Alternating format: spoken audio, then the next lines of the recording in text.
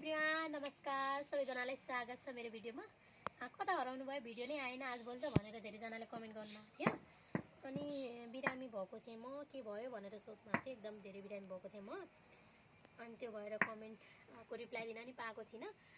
आज मैले बर्को जराइसरी सिलौटामा कुटेर यहाँ हालिसकेकी छु, तेलमा भिजाइसकेकी छु।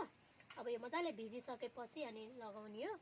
अनि यो लगाइसकेपछि कहिलेकाहीँ तपाईँको कपालमा हाँगा छ भने अलिअलि झर्छ है। अनि त्यो झर्दाखेरि तपाईँ नहात्तिनुहोस्।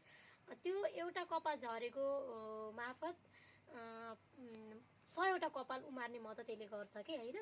यसले कपाल उमार्ने मद्दत पनि गर्छ, प्लस लामो हुने पनि, अनि बाक्लो हुने। कपाल उम्रियो भने बाक्लो नहुने त झन् कुरा नै भएन होइन। एकदमै बाक्लो हुन्छ तपाईँको कपाल। तपाईँले लगाउने तरिका सही जान्नुपर्छ र कहाँबाट ल्याउने, कसरी ल्याउने भन्नुहुन्छ।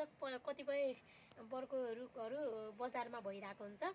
दिउँसो ल्याउन डर लाग्यो भने राति साँझ परे बेलामा सुटुक्क जाने अनि काटेर ल्याउने अनि युज गर्ने होइन।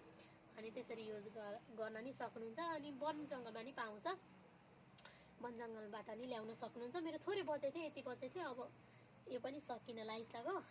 उनले नि लाउँछिन् क्यामेराम्यानले, मैले त आज अलिकता रहर लाग्यो अनि त्यही भएर म पनि लगाउँछु भनेर अनि बनाएको छु। हस् त, धन्यवाद।